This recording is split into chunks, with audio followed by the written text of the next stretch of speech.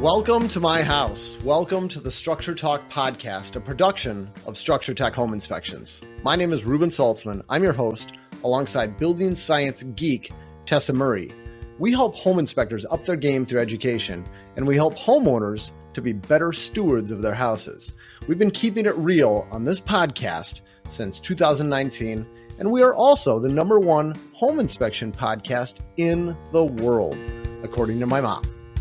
Welcome back to the Structure Talk mold year. This is the year of mold discussions for us. Tessa, great to see you. How you doing today?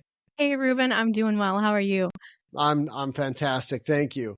We've been on quite the kick lately. We've been talking a lot about mold and indoor air quality, and we are not done. We've got more on it. We just, there's so many people that we know, and there's so much to talk about. There's so much interest around this. Well, Tessa, why don't you introduce today's esteemed guest to us? So I'm so excited and honored to welcome Neil Carlson to the show today. Neil, I'm going to try and introduce you to the best of my ability, but I apologize in advance. I met Neil through the University of Minnesota when I was teaching this past semester with Pat Hellman. He was a guest lecturer for one of our classes on indoor air quality. And I think Neil is probably, I don't know, you're definitely top 3 people I've ever heard or met that understands indoor air quality issues and mold. You can look at a sample of mold under a microscope and know exactly what type of mold it is, the conditions it causes, where it grows, why it grows, all of that and what to do about it. But you also understand the building science and, what to look for and how to identify problems and what to do to fix it. So I am so excited for you to be here on the show today. What is your background, Neil? I know you've got, a master's, I think, in environmental health from the University of Minnesota. Is that right? Yeah, it was a Master of Environmental Health. They actually, after I was in there for a year, they said, we can switch it over to industrial hygiene. And I said, that sounds good. And they said, it's free tuition. I said, that sounds better. Why not? So, yeah. And as a Okay. pub to it, we do have that program is still going on because we're short of industrial hygienists. And so NIOSH funds it. And myself and some other grad students have been recruiting people for the program. But it's a really interesting piece of work. Every day is completely different from the previous one. So. Wow, I want to dive into that with you. And you also, don't you have a background? Don't you have a bachelor's in chemistry and biology too? Yeah, a major in biology and then a minor in chemistry, and then I came close to a psychology degree, which has become more helpful as life's gone on. Of course. Well versed. So I guess I'd love to hear, Neil, a little bit about what is your title? What do you do day to day? And how did you get there? Let's hear about your journey. Yeah, public health specialist. I started out as a technician and shifted over after a year. I got into the usual way where my application was rejected initially, and then I worked through the system, got them to extract it from the HR system, and so I could get interviewed. And I thought that's the way they'd fixed it, but we had a similar problem with somebody 20 plus years later. So I think there's some consistency in the hiring practices, which is always comforting. The typical day, or typically what we get involved with, are it varies, but we have the emergency response side of it, where we have things blow up and we have to try to fix things afterwards. And when we had the sewer explosions, the manhole covers are flying all over, and then we try to figure out, okay, why are they flying all over, and why is my VOC meter like this, and sometimes like this, and then the lower explosive limit is like this, and the VOC is down like that, and they aren't tracking together. So that was interesting. Then the other part is we do frequent indoor air complaints. Either somebody will complain about they're in a building and they aren't feeling well, or we start off, let's just check the filtration. So we're checking the filtration efficiency, and it's lousy. And then we're looking at the air handling unit. It's completely overgrown with mold. They said, well, it's just because there's a leak. Well, let's look at the next air handling unit. That one's bad. The next one's bad. well, maybe the whole side of this campus is bad. So then we start looking some more and more. Then we find out that somebody who was supposed to be maintaining it was kind of not doing anything. Oh And the gosh. coil is completely occluded with dust. So then we say, well, let's put some filters in. Then we find one guy who's kind of a savant and said, I figured out that if we put MERV 13s in here without a pre-filter, I think it's going to be okay. His was pristine. Everyone else is a complete mess. So Wow. So you're a problem solver. You come in when there's a complaint typically, and it's a lot of times sparked by health issues, health concerns with people. right. Usually we get called in when they've been trying to solve the problem and they haven't solved the problem. So then they'll bring us in. Either one is be through an accommodation, like a person has a specific problem related to disability services or workers' comp claim. We try to figure out what's going on there. Or it'll be a generalized saying, we've got a problem in this whole area, what's going on? Or like in a couple cases where there'll be a sentinel event, like there's some mold growing in a dorm room, and then we'll look and there's a recirculating fan coil unit that's problematic. And then we have to ask the question, well, could there be more that are similar? And if there are more that are similar, then we have to address it that way. And then you try and figure out how to fix it, right? If you've got mold growing inside of this A coil or this air handler or what have you, ductwork, then you have to figure out, okay, well, why did it happen in the first place? And what do we do to prevent it from coming back, right? Right. And it's somewhat problematic preventing it. I mean, you're looking at an existing air handling unit with a fan that's designed for a specific static pressure drop. And if you switch from a MERV 8 to a MERV 13 and the fan can't handle it, then you're in the wrong part of this fan static pressure and your fan can't blow any air. So then you have to make an accommodation. What's a reasonable amount of filtration that you can do to reduce the dust loading that's one of the initial causes of mold growth? But then there's the design where for some strange reason they decide to put paper-backed chill water inside the unit where we're blowing water right off the coil.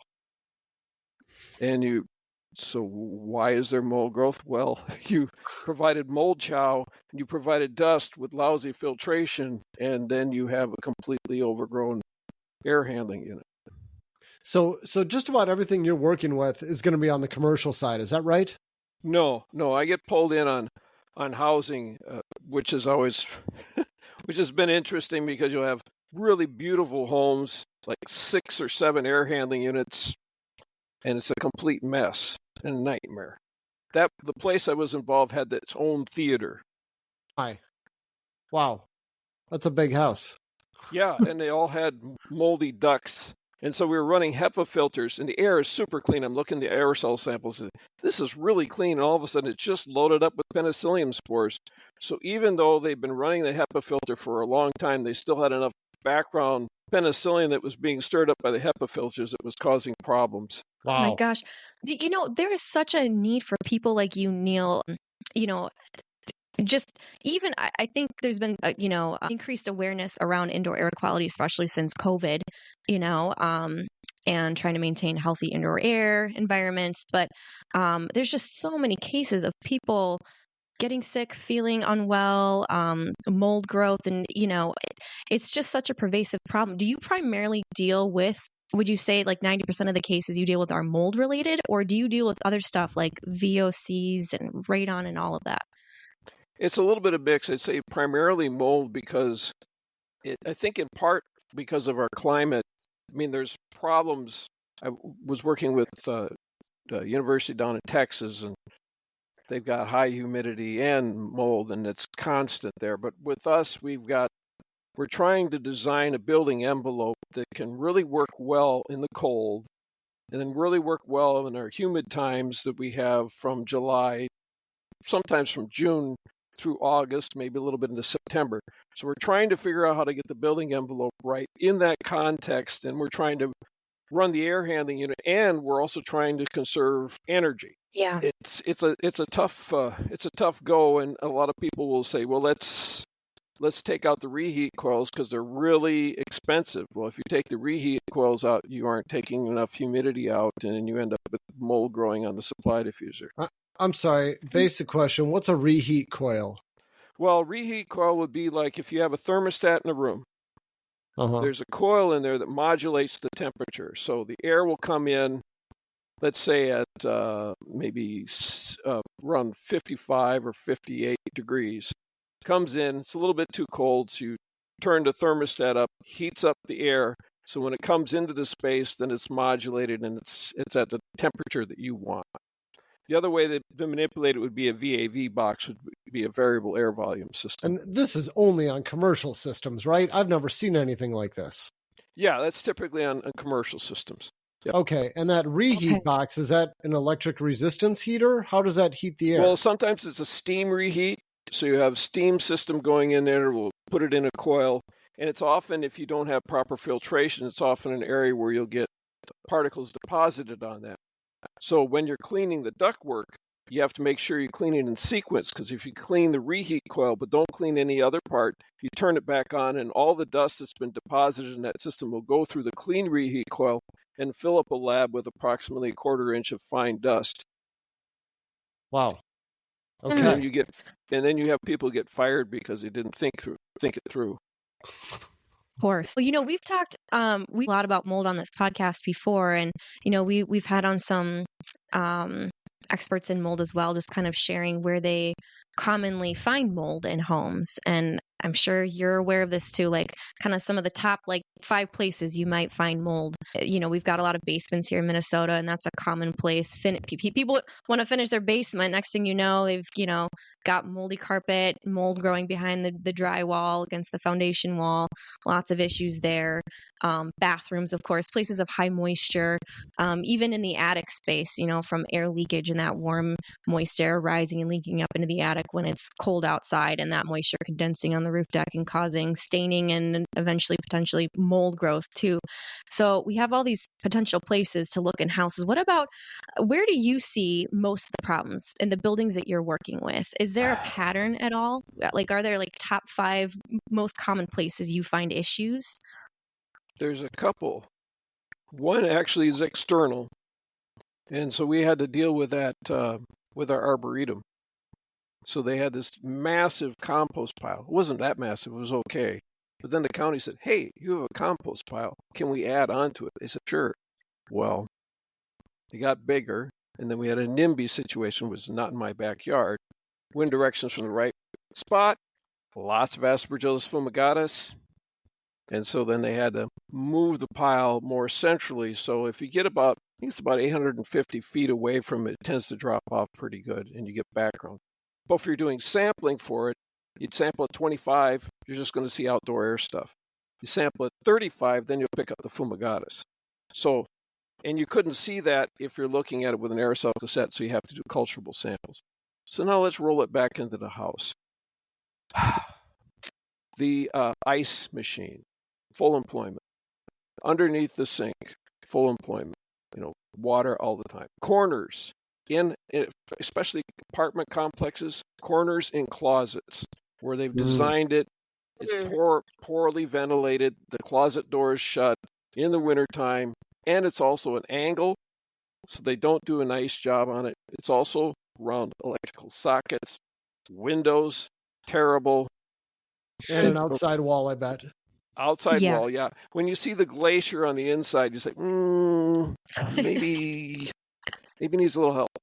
Next part, along the exterior wall, carpet tack strip. When I'm doing an inspection for somebody who wants to buy a home, it's essentially usually a former grad student or somebody says, hey, can you take a look? So if I get permission, peel back that, look at the carpet tack strip, look at the rust stains, look at the condition. If the tack strip is essentially powder, then I said, well, if you want to buy this house, your whole building envelope is problematic. So it's a lot of nice information from a really small area. And then, of course, pulling back the carpet, looking at the concentric rings from the past water infiltration. Of course, the HVAC system can be problematic. The finished basements are problematic. Looking at houses without adequate gutters. Yeah. I've got so many questions. I don't know where to start. Okay, so you're primarily dealing, though, a lot of the time with buildings on the campus, the University of Minnesota campus. Is that correct? Yes, that's the primary Okay. one. Yeah. Okay. And so I know from some of the case studies you shared in class, you were dealing a lot with like air handlers and heat coils and stuff like that in dorms, and then also some of the other major buildings on campus, right? That was like a common place to see mold growing was in like the HVAC system that was circulating the air. Is that That's correct? correct. Yeah. Yes. Yep. Okay. Okay. And are those ongoing issues, or do you think that someone like you can come in, see what's going on, you have a solution to it and it can be fixed, and then you just kind of monitor it over time? Or are a lot of these issues that you're coming across on campus like just they're complex and complicated and it's not an easy solution and there may not be an affordable solution that makes sense? They're both. They're So, both. Yeah. so for the dorm rooms, this is a straightforward compact unit. If you clean, now in some cases you have to do this. You clean the fiberglass on the interior lining, which is not generally recommended, but if you have to do it, you have to do it. So you clean that, paint it with Wait a minute. Pause. How do you clean that? It's hard. You HEPA vacuum it. You treat it with let's say you can treat it with oxine or another chemical, and then encapsulate it with an antimicrobial product. The one we use, and I'm not going to be endorsing, I'm just letting you know what we use, which would be Foster 4020. When you're using that, you have to follow the EPA label and let it dry for a certain period of time before you allow reoccupancy. That product has a 10-year warranty on it.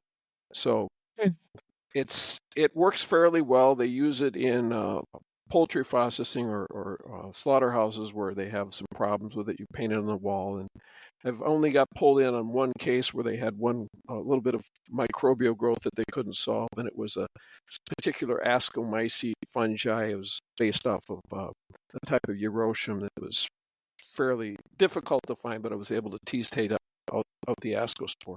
But generally, really, that's a positive way. The other part is design it appropriately in the first place so you don't have exposed fiberglass lining and you have you have the lining between two pieces of metal. And we try to go that way, but we have a lot of legacy systems around the campus. And so we're stuck with what we've got. And I just got to ask, I want to make sure I understand this right. You're saying that you've got ductwork that has the fiberglass lining on the inside. That's what you're referring to. Yes. And you're saying to clean it, use a HEPA vacuum. How the heck do you even get at it?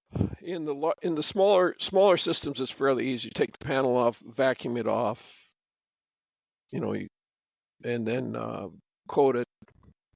Okay. The other ones, the larger ones, you put a negative pressure system on a portion of the ductwork, so you're pulling all the dust in there. They'll either whip it with a whip, or they'll have vacuums that go along it and clean it all the way down to that other section to get as much dust out. Sometimes treat it with some sort of chlorine dioxide based component, so you're fogging it, and then you follow up after it's dried. Follow up with an encapsulant. My preference is to remove it, but in some cases the cost of that is prohibitive, so we make a modification and do it that way. But it's difficult because we have there's some ductworks that are in situations where we have cold condensing surfaces, so the equilibrium relative humidity is higher than what it should be, and then you have mold growth on those. We did have one case where we had it was asbestos material that had cladosporium growth over it. So the cladosporium was protecting people from the exposure to asbestos. I'm just kidding, because it was locked up and we weren't abrading it, so it wasn't going to be put into the air. Okay. All right. Sorry to interrupt. No. I wanted to make sure I was understanding that right. Yeah. Yeah, and I think I know what kind of fiberglass you're talking about. It's like a half-inch thick, or it's like a panel kind of, and a lot of times you might see it on the inside of like an air handler unit, kind of insulating that box. But then you can also have it in your ductwork too, or it can be the ductwork. So then that can be problematic. Okay. Yeah, it's usually on the panel. So, for instance, if you go into a hotel room and it's a fan coil unit, just bring in just maybe a modicum of outside air, recirculating it in the spot. The filter they have is these tiny little fiberglass filters that maybe cut out the dust mites that have invaded the hotel, block those, but it doesn't do anything with the particles. And I should note, when we're talking about particle filtration, the fit is so incredibly important. I've been in hospitals where you've got HEPA filters and the particle counts are the same stream upstream and downstream from the filters. Surgery. Because the air can move around the filter if it's not fitting properly. So the wrong filters were delivered and they just put them in anyway. And the air will just bypass it. Yeah. And so when you're doing an inspection on it, make sure you got a really nice tight fit with those and you put spacer bars or whatever you want to do. But you can have the best filter in the world, but the air is going to say, it's really hard working here, but by gum, it's really easy to go around here. So let's just do that. Okay. So it sounds like you have a lot of like solutions to the problems you see with these commercial buildings and dorms and everything, where you can come in, you can maybe clean stuff, replace it, control humidity levels, change out filters, treat things. But also you're saying it sometimes it's just an ongoing battle because of poor design and poor materials. Yeah. And for instance, we have a spot in one building where they open up the loading dock doors a lot. Well, we have a pipe, even though it's really well insulated, it's covered with plastic. So big pipe, cold water, covered with plastic. Mold growth still grows on the plastic. So they've got to open up the loading dock doors so then you at least have an easily cleanable surface. The most problematic space on campus is our cold rooms. Cold rooms, you said? Cold rooms. They're the walk-in cold rooms where you have all these chemicals stored because you have to keep them cold. And then you walk into it and the growth will probably be on the label of the material, any cardboard boxes that are in there. And then if people decide to put a lounge chair in it, that's probably going to be pretty moldy too because it's a surface that can capture all the moisture. And trying to dehumidify those has been problematic. So that's a source of full employment for myself and my colleague. My gosh. I remember you telling about a case study too with, I think, a library on campus that had started having kind of mold growth happening on all the books, certain books. Oh, no. Yeah. Is that right? There's about 20 or 30,000 books. So this is the thought process that you can have when you're managing an air handling unit. So here's the initial situation. They had mold growth occasionally on a few books, and then one summer it went really bad. So first problem, outside air dampers weren't working, so they were open. So we were getting fully humidified air, which would be the way it would be if it's in a lab building, but we're in a Class B occupancy, so we're dealing with recirculated air from a library. So we have humid air coming in. Somebody decided to change the temperature of the coils so they would save a little money so it wasn't taking as much moisture out. The next thing is they weren't getting the cold temperature that they wanted down in the space below, so they turned up the fan speed. So got all these things working together. I'm walking up there. It's a fairly humid day in September, and there's water dripping out like blip, blip, blip out of the cooling coil drain pan. So I said, shut the fan off. Shut the fan off, and the water pours out. So the fan static pressure is greater than the vertical drop from the drain pan. So we had all those things going on, lost humidity control, and then we had the growth, and it was primarily on the cloth-covered books, not on any one of the plastic. Wow. Oh my gosh. So it's a mixture of, okay, we need to reduce the amount of humidity coming in, reduce the amount of hot humid air coming in. We need to slow down the fan speed so that air moving over the coil will move slower, which will pull more moisture out of the air as it condenses on the cold coils. And kind of all of those things combined would help reduce that humidity issue that they were having. Right. And because of the occupancy, I mean, we're not dealing with a lab, so you can bring it down to about 20 to 15% outside air. So you're recirculating air that's already been conditioned once. It doesn't have as much humidity, so you don't put the system under as much stress. But Wow. if you don't, if you only look at one part of the problem, it's like a Coen Brothers movie. You keep making stupid decision after stupid decision, and you end up in a hellish space if you don't understand the full picture. Yeah. I talk about that a lot just with building science in general, just understanding the house as a system and how if you change one thing, you can impact another thing unintentionally. And it's the same thing with what you do. It sounds like you're thinking about all these different potentials and variables and how they're all impacting this failure that you're looking at. Yeah, it's interesting because I'll talk about one part that's a little unusual. So you'll get this carpet that's no VOC. So this is not mold. This is just a VOC. The carpet's no VOC. The people are complaining about it.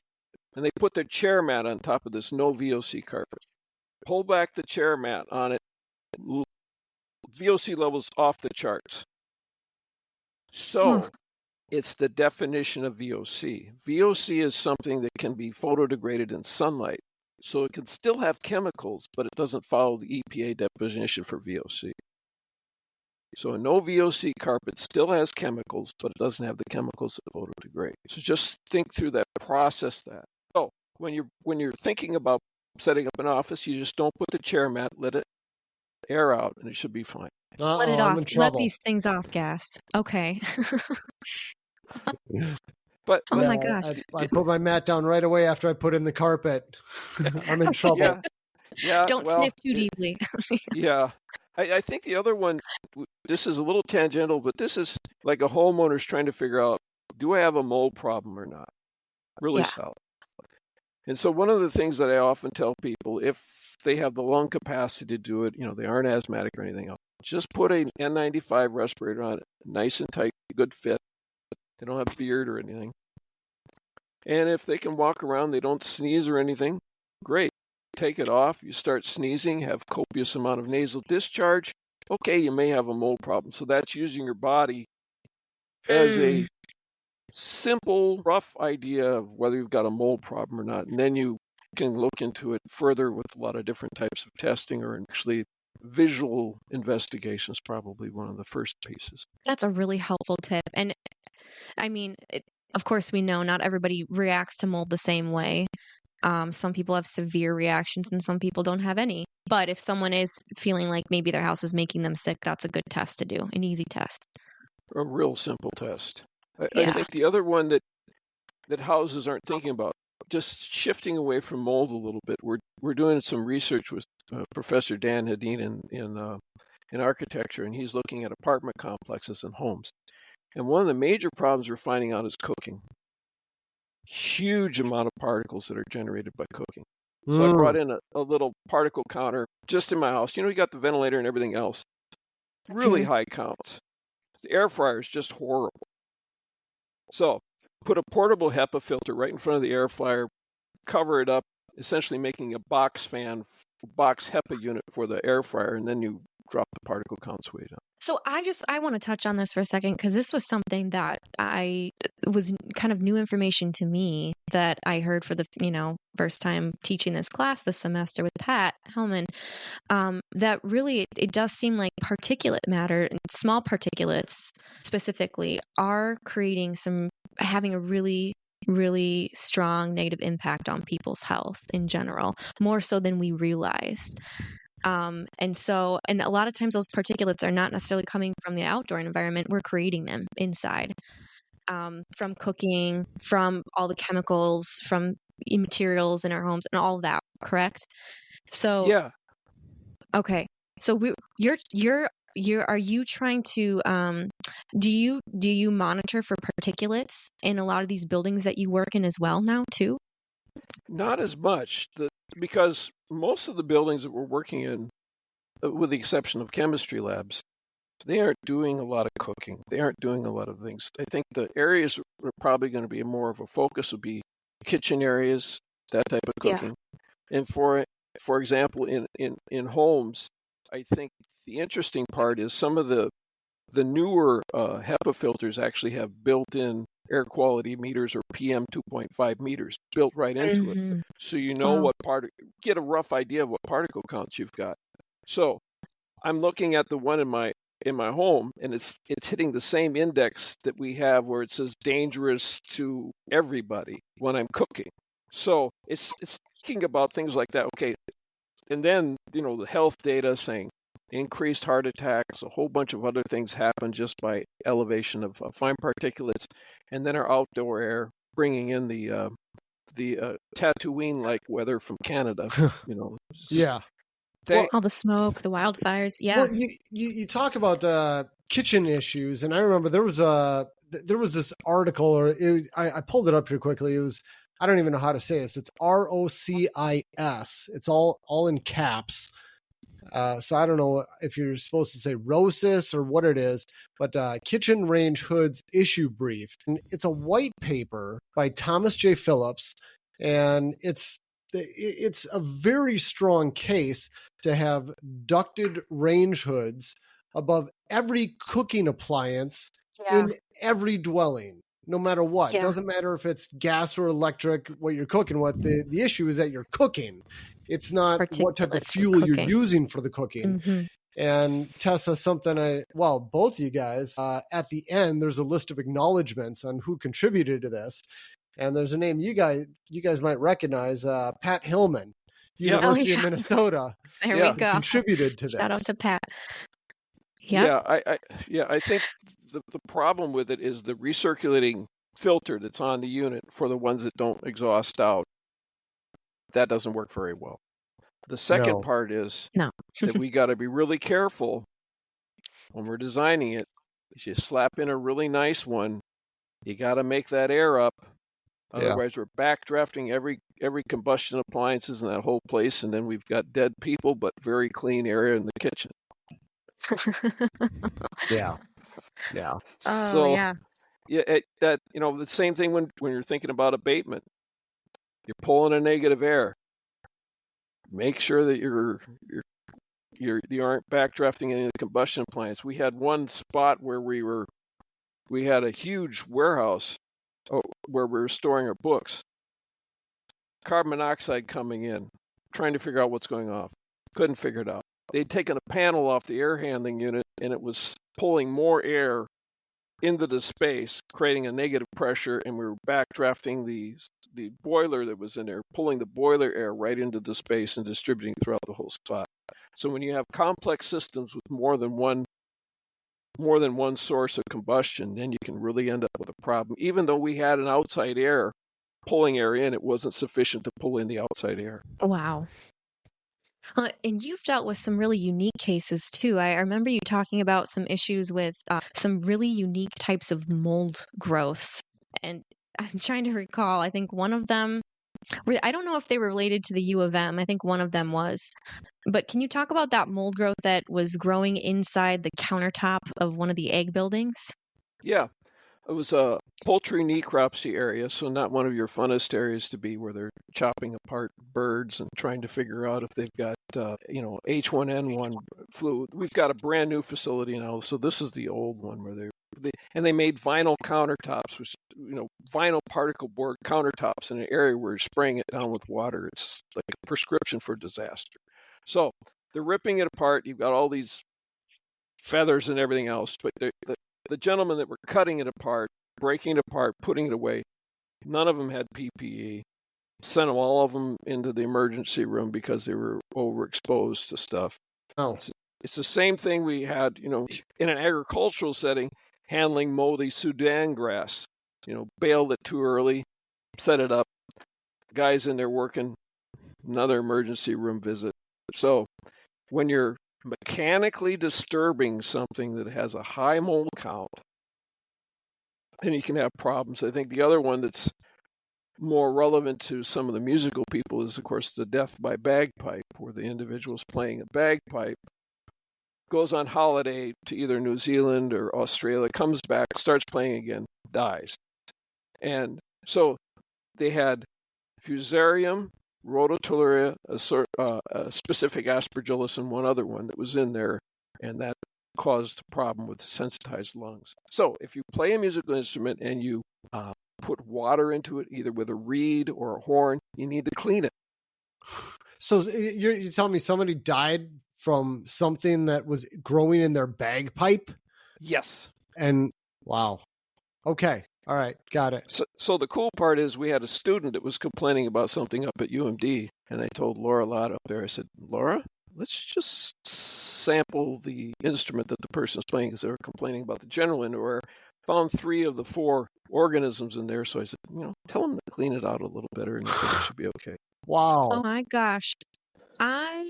You know what? That I used to play the French horn in middle school and then into high school. And I just think about how gross the inside of that thing would be. And I don't think anyone ever cleans the inside. You didn't clean it weekly, Tessa? How are you supposed to clean that? Wait, Neil, how do you clean a French horn? How do you clean use the mold French out? horn cleaner? Yeah. You hire little French horn cleaners, and they go in there, and they're just microbots. Seriously, do you dump bleach down it? I mean, what do you do? I'm not sure. I think, again, I will pull back to follow manufacturer's recommendations. But there's usually a cloth method that you go down certain tubes, but French horn has got a lot of different spots, so it's harder to clean. It's windy and curvy. Yeah. Oh. Yeah, I'd still get water and bleach. That'd be my jam. Yeah, but that might adversely affect the metals that are on the instrument. Probably eat away the inside of the horn. Yeah, probably would. Huh. Yeah. So with this cleanup that you're talking about, Neil, do you have any recommendations, like for a homeowner? Let's just say they are concerned about mold growth in their house. Maybe they do this little N95 mask test, and they take it off and they realize that they're having some adverse reactions with their respiratory system. And then they do a visual inspection and kind of the key areas we've talked about. Maybe they got a finished basement, they pull up the carpet tack strips and they find mold. What do you have, like a protocol or recommendation for how people should deal with mold in their home? Yeah, I think the thing for people to realize is, number one, what is their sensitivity? If they're immune compromised, their lungs don't work very well. They're really sensitive to mold, and they shouldn't be doing the work. Number one, even just wearing the respirator is going to put adequate excess stress on their cardiovascular system. So if it's an area that's a little bit larger than, it's in the 1 to 10 square feet, then you probably can have a buddy and you take care of it. If it's much bigger than that, then you're going to need some help. The other part is, and I was just doing testing at a place where it was a soundproof area where this person had set up a music studio, and there was mold growth on different parts of it. So I took an air sample in a spot, and I got about this level. And then I sampled in the same location where I was just doing tease tape samples of it. 4 times higher just doing tease tape samples. Now, if you're ripping apart the material, if you're taking it apart, figure the levels are going to be approximately 100 times higher than the background level, because you're adding mechanical force onto it. So individuals wearing it need to wear a respirator, and even if you're doing the investigation, you should have a respirator on, because even just simply tease taping areas where there's suspected mold growth can really increase your risk of exposure. And, I've had people who haven't felt very well after doing just the initial investigation. Interesting. Wow. Okay, so if you're going to disturb a material that has mold in it, that's what you're saying. Just be very cautious with that, because it's going to release more mold spores into the air. Anytime you provide mechanical force into an area that has mold, then you're really increasing it. So, for instance, a lot of your previous people have just slap a spatula on the carpet. In fact, what I'll do is take a quiescent or non-disturbing sample and slightly agitate the material, and the counts are usually fairly high. Vacuuming is another one that'll, even with a HEPA vacuum, you get about 100 times higher vacuuming than you will without it. And it stays up in the air, depending on ventilation, probably about an hour, and then it'll drop back down. Even the HEPA vacuums that are supposed to be sealed release that dust and mold back into the air, you're saying? Yeah, we did a research study on coarse and fine Arizona road dust. So you put it on the carpet in a specific area, and then you change the different types of vacuums out. And even with the HEPA vacuums, it's about 100 times. Without the HEPA vacuums, about 1,000 times higher. Wow. Oh, So wow. if you're immune That's compromised discouraging. person and you're Yeah. vacuuming your house, if you can handle a respirator while you're doing it, that might be a good approach. And you know what? Maybe go as far to say if someone's having some serious health issues, maybe you should just get rid of the carpet. Yeah, I mean that's been I Be a think good solution. mentioned to several places on podcasts. Yeah. Yeah. What's your stance on cleaning ductwork? Do you think that that's a good idea, or can it create more problems? If it's done correctly by people who know what they're doing, that are very thorough and meticulous, it can be helpful. If they don't know what they're doing or they miss one step, it can create a nightmare. So, Can you bullet point out for us what they should be doing? Like if you're a homeowner, you're looking to hire someone, what should you look for? okay, you need to, first off, they need to make, like we talked before, understand the combustion appliances, make sure that we don't get any backdrafting of carbon monoxide. Dealt with that. Then, if they're cleaning the ductwork, lay out, okay, how are you going to do it? What are you doing first? What are you doing last? Sequence it so that when you're cleaning, you aren't cleaning in a spot where you're half done. You have to turn things back on when you leave, and then you cause a big problem with it. The other part is when they're doing the cleaning, they're putting the sections that they're cleaning under negative HEPA filter. They suck all the material out. Then they do a final clean on it, and then when they start up the unit, they should bump it like 2 or 3 times, turn it on, turn it off, turn it on, turn it off, and then also have a filter over the supply diffuser when they're doing that. Okay. Interesting. That's a pretty good way to check. And then sometimes I've done visual inspections afterwards, and they were supposed to encapsulate the fiberglass lined ductwork. Encapsulant's white, ductwork's black. Look up there, it's a Holstein cow. So they weren't thorough and meticulous. Being thorough and meticulous is really a problem. You know, you could have a fire in a house. They're cleaning up the soot after a fire. Yeah. First time through, not so good. Second time through, not so good. Third time through, not so good. Fourth time, well, they finally got it. We had a fire in one of our labs, and I had to keep coming back and back and back because they didn't clean up the soot particles. Wow. What are there any? Sorry, go ahead, Tess. Well, are there any duct cleaning companies you know of that do residential that do everything that you just described? I don't get involved with them. I deal primarily with commercial. Okay. And I will, as practical experience, the human beings that are on the task, irrespective of the company, are the most critical factor. So if you have a really good supervisor, a really good person who's doing the job, who really understands the full perspective, you're going to do well. And you could be from a great company, and if you have, it goes back to Robbie the reindeer. Yeah. Do you remember Robbie the reindeer, Hooves of Fire? No. So, sorry. Robbie the reindeer is being trapped in a prison that was made by other reindeer by Donner, because they're all trapped in there. And they're trying to figure out a way out of the prison. And they said, well, everybody had to build part of this prison, right? So let's see where Robbie built it. And Robbie's is just horrible, so they were able to break out of the prison. So if you have a Robbie the reindeer on the project, you're going to have a nightmare. Everybody's got to be. So that's when I asked somebody on a duct cleaning project, so how long you been doing it? Well, I'm a college student. I'm doing this and this is my first job. I think, my goodness. Sure. Do you think that there's a solution for sub-slab ductwork that continuously gets wet?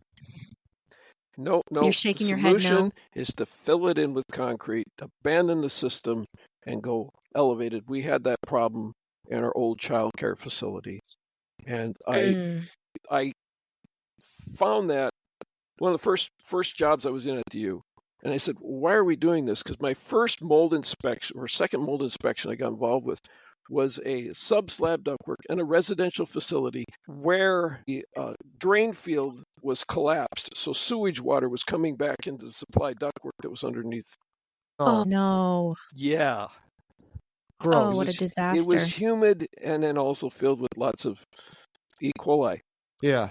So I said, well, why are you doing it in this childcare facility? And they said, well, it's because the architect said, you bring the air up close to the kids, it'll be more efficient. And so then I checked this place out, and they covered up all the supply air ductwork with mats, so we had no air changes. So all the sub-slab ductwork, all the supplies were covered up by carpets and objects? Yeah. Yes. Okay. And it's because the people that are working there, they don't know the system. Yeah. Yeah. You try to have a system that's designed so that the people in the area don't have to make very intelligent decisions about operation. They should just be able to walk in. Everything runs itself. They've got to focus on, making sure the kids are happy and everything else. They don't have to focus on, I need to do this change to make sure everything works right. Because if I don't do this change, then all these people that are in this room with no ventilation get pneumonia and pass it among each other. Yeah. Oh Now, my how gosh. about is there sub-slab ductwork that just stays dry that is not problematic? What do you think? It's really hard to keep them dry. Agreed.